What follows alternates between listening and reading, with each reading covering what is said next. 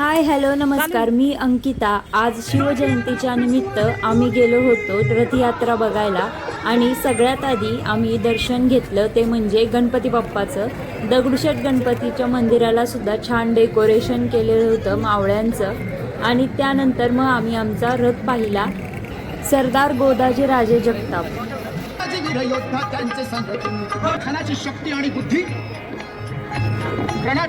पुण्यातला हा शिवजयंतीचा रथयात्रेचा कार्यक्रम खूप बघण्यासारखा असतो. सगळे रथ हे क्रमवाईज असतात, पण आम्ही दुसरा रथ पाहिला सरदार धुमाळांचा आणि तिसरा रथ होता तो म्हणजे सरदार निवंगुणे. चौथा रथ पाहिला आम्ही शिळीमकरांचा. त्याला किल्ल्याचा देखावा केलेला होता. पाचवा रथामध्ये आम्ही लाल महालाच्या समोर पोहोचलो आणि बरोबर लाल महालाचा नाही का देखावा तयार केलेला होता सरदार मारणे यांचा. मारणेंचा हा देखावा बघण्यासारखा होता. अगदी हुबेहूब लाल महाल तयार केलेला. बलिदान दिलं अशा आडनावाप्रमाणेच मरणाला न घेणारे मारणे कुटुंबीय हिंदवी स्वराज्याच्या रक्षणासाठी वेळोवेळी पराक्रम करणाऱ्या आणि बलिदान देणाऱ्या या घराण्याला मानाचा मुजरा. त्यानंतर आम्ही गाडे पाटील म्हणजेच धाराऊंचा देखावा बघितला. अगदी मनाला भावून टाकणारा देखावा. जगाला कळावे समितीनं यावर्षी सादर केलेला जिवंत देखावा धाराऊ स्वराज्याची दूध आई. धाराऊ स्वराज्याची दूध आई.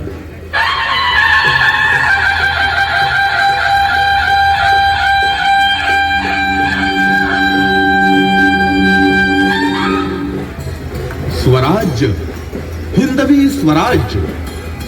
शहाजी राजांच्या संकल्पाला शिवराय आणि वर्धमावळ्यांच्या पराक्रमाची पालवी फुटलेली होती. मराठी सेना आपल्या घोड्यांच्या टापांखाली अन्याय तुडवत स्वातंत्र्य सूर्याचा वेध घेत दौडत होत्या. जावळीच्या चंद्रराव मोरे सारख्या जुलमी शासकाला पायबंद घातले जात होते. करे पठारावर स्वराज्याचा बेलभंडार उधळला जात होता.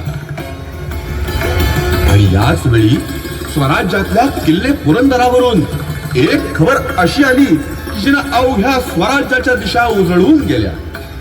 सह्याद्रीच्या कडे कपाऱ्यातून आनंद ओसंडून वाहू लागला. महाराज राजे शिवाजी सुखावले. जिजाऊ साहेबांच्या चेहऱ्यावर सुखाची अक्षरशः दाटी झाली.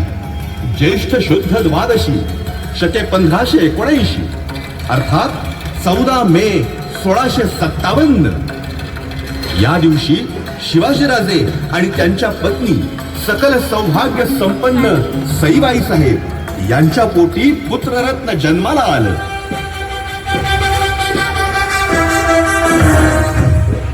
बाळाचं नाव ठेवलं शंभूजी म्हणजेच संभाजी राजे. पुरंदर आनंदानं गहिवरून गेला. कथा खळाळून वाहू लागली.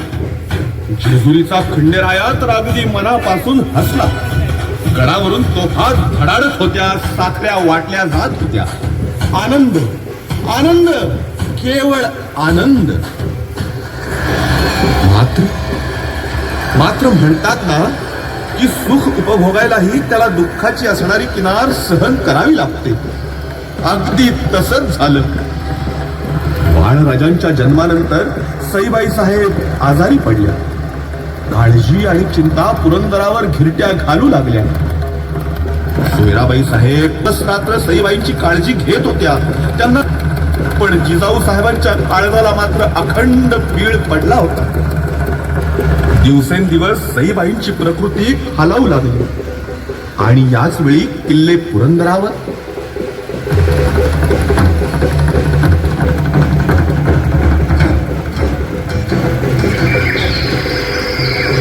वैद्य बुवा, काय झालंय ताई साहेबांना?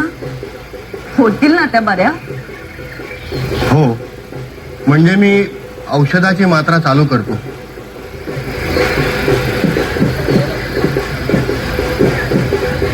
स्पष्ट सांगा वैद्य बुवा, आमची ऐकण्याची तयारी आहे. आऊसाहेब, सुनबाईंना बाळंत व्याधी झाली. काय? बाळ राजांना वरचं दूध पाजावं लागेल. गाईचं चालेल. एखाद्या आईचे पाजले तर चालेल काय? हो चालेल, पण ती आई त्या तोलामोलाची असायला हवी. म्हणजे निरोगी, दणकट, चारित्र्यवान आणि खानदानी देखील. आम्ही तिला शोधू. तुम्ही फक्त सुनबाईंना ताबडतोब औषधाची मात्रा सुरू करा. जी आऊसाहेब, येतो आम्ही.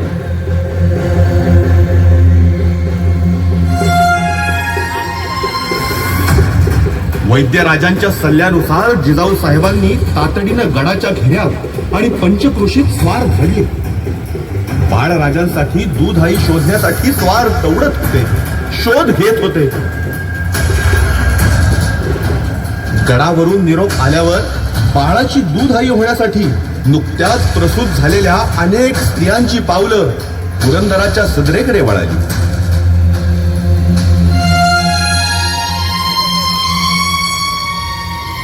लगेच पाना फुटतो मला आणि दूध पण मोप येत. मी पोटभर दूध पाजीन बाळाला. मेहनताना किती घेशील? तुम्ही जेवढं पदरात टाकाल तेवढं घेईन की. ठीक आहे. आऊसाहेब कसं शून्य दूध पाजीन म्या. अजिबात नजर आड होऊ द्यायची नाही. घारी सारखी नजर ठेवीन बघा. छान. तू किती घेशील मेहनताना? द्या 5-10 बिघा जमीन, म्हणजे माझ्या दुधाचं पांग बी फिटल आणि अदनं मधनं वर खर्चाला बी रुका ते रुका दिला तर लई बरं होईल. अगं हो हो हो हो. हावऱ्या सण कधी तर गावाच्या आधी. अगं आपण कुठं बसलूया, काय बोलतोया ह्याच तरी जरा भान ठेव. हा, दुधाचा भाव करतीस वय ग? अगं तू का चिडतीयस पण? अहो आता असं कोण माणुसकी सोडून वागायला लागलं तर बरं आहे का ते? हवं लेकराला दूध पाजायचंय. आणि लेकरू कोणाचं? शिवाजी राजांचं. अव जो रात्रंदिवस रयतेची सेवा करतोया ह्याच्याकडून पैसा अडका घ्यायचा म्हणजे बरं दिसतंय का ते?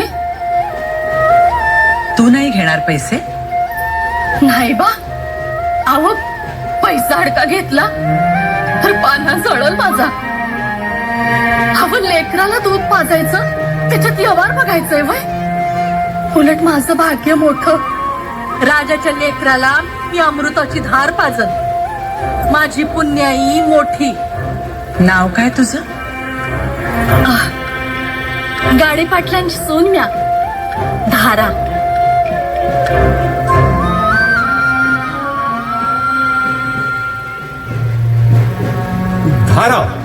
धाराऊ पुरंदराच्या पायथ्याशी असलेल्या कापूर होळ गावच्या कुलवंत गाडे घराण्याची ही सून धाराऊ. याच धाराऊंनी शिवाजी राजाच्या लेकाला आणि स्वराज्याच्या वारसाला जवळ करण्याचा आणि त्याची दूध आई बनण्याचा शब्द दिला.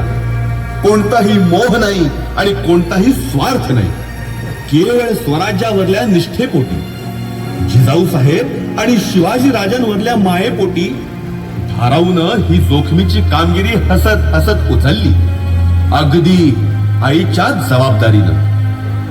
मात्र सईबाई साहेबांच्या दालनात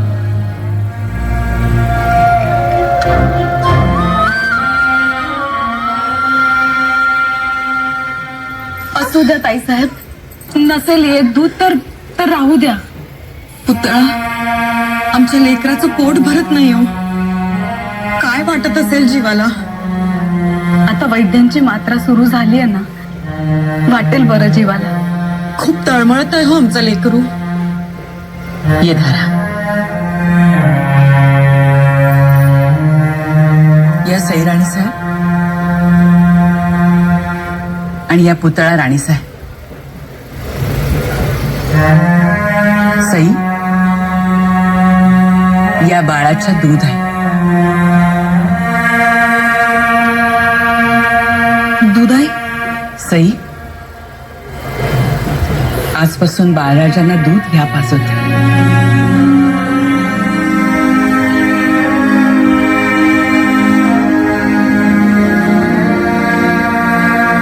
द्या त्यांच्याकडे बाळराजांना.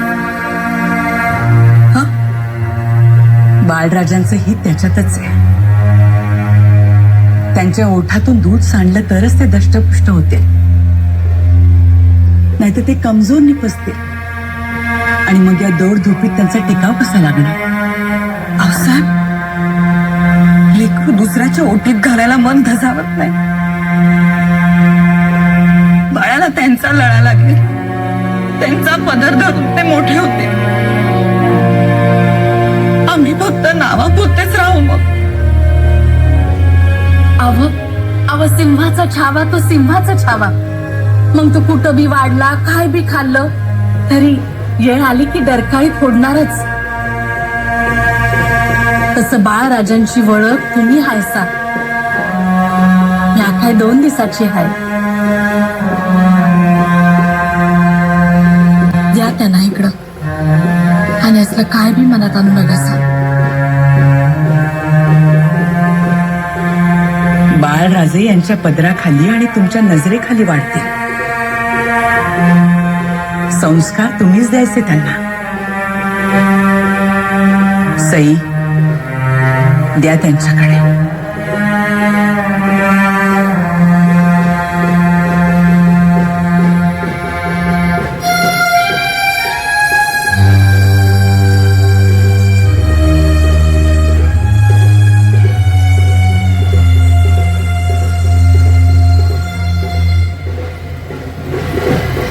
माझ्या मनामंदी बाई अवघ्यांचं भलं भाव. बाळराजाचं बाळस समद्यानी बघत राहाव. बाळराजाचं बाळस समद्यानी बघत राहाव.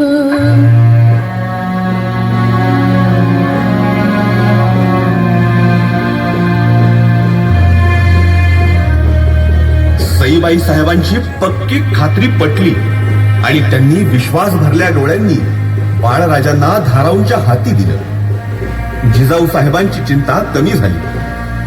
धाराऊंनी बाळराजांना आपल्या पदराखाली घेतलं. बाळराजांची भूक धाराऊच्या दुधावर पुरी होऊ लागली. पण नियतीनं आपला आसूड ओढलाच. सईबाई साहेब बाळांत व्याधीतून उठू शकल्या नाही. त्यांनी स्वराज्याचा आणि शिवाजी राजांचा निरोप घेतला तो कायमचा. अवघ स्वराज्य गहिवरलं. बाळराजांनी मात्र धाराऊंच्या दुधावर बाळसं धरलं. धाराऊंचा पान्हा आणि धाराऊंची कूस दोन्ही धन्य धन्य झालं. धाराऊ केवळ दूध आई न राहता त्यांनी शंभूराजांसाठी आपलं सारं जीवन समर्पित केलं. वेळ प्रसंगी बाळ शंभूराजांसाठी तलवार उचलून लढायला देखील त्या माग सरल्या नाही.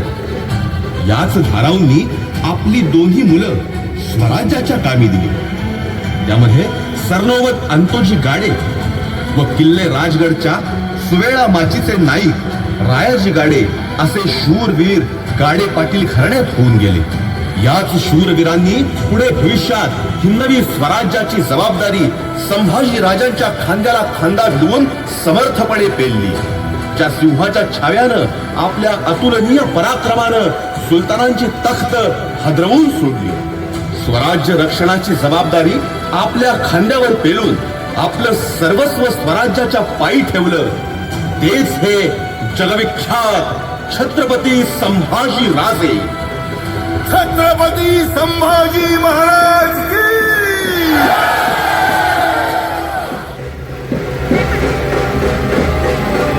इतिहास सांगतो गरजून दुर्मिळ हा ईश्वरी मान.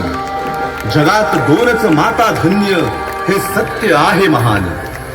एक यशोदा नंदलालाची देवाला दूध पाजिले. एकीने कृष्ण खडविला दुसरीने शंभू राजे. एकीने धर्म वाढविला दुसरीने स्वराज्याचा छावा. म्हणून नमन त्या मातेचे चरणी ठेवून शीश. धाराऊ माता गाडे पाटील स्वराज्याची ढाल भास. तलवारीपेक्षा मोठी माया जिने जगाला शिकविली.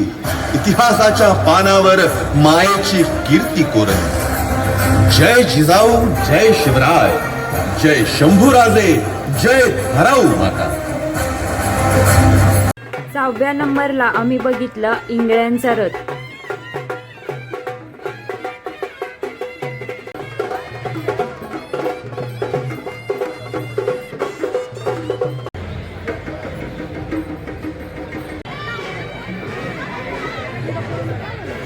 7व्या नंबरला अजून एक इंटरेस्टिंग रथ आम्ही पाहिला, तो म्हणजे गरुड देशमुख घराणे यांचा रथ.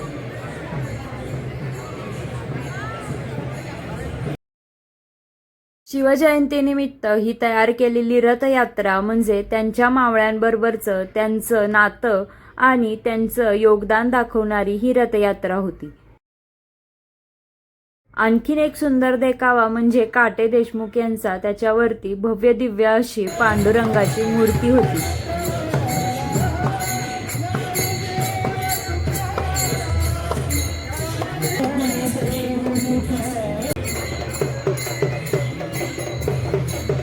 आणखीन एक म्हणजे बहिर्जी नाईकांचा देखावा, महाराजांचे गुप्तहेर. वर करणे मैत्रीचा हात, पण मनात कपट. महाराजांना ह्याची पूर्ण जाणीव होती. त्यांनी शांतपणे पण अत्यंत सावधगिरीने योजना आखली. अंगावर कवच, हातात लपवलेली, आणि अचानक फसवणुकीने त्यांना आवळण्याचा प्रयत्न केला. जसं जसं मी पुढे जात चाललेले तसं तसं अजूनच सुंदर सुंदर असे देखावे शनिवारवाड्याच्या समोर उभेच होते. अगदी सुंदर म्हणजे तुळजाभवानी मातेची मूर्ती, फुलांचे डेकोरेशन, तयार केलेले रथच उभे होते. आणि प्रत्येक रथावरती नाही का महाराजांच्या वेगवेगळ्या पद्धतीच्या मूर्त्या ऐटीत बसलेल्या विराजमान होत्या. ते बघून डोळे सुद्धा भारावून जात होते.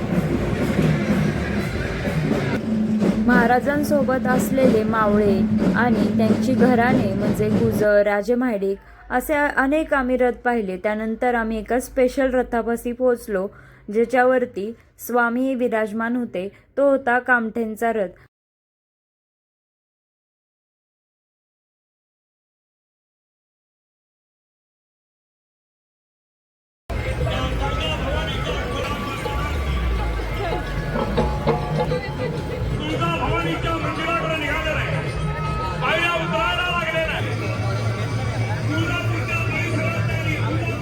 मला एक रथ खूप जास्त आवडला, तो होता डिंबळेंचा रथ. त्याच्यावरती नरसिंहा होता.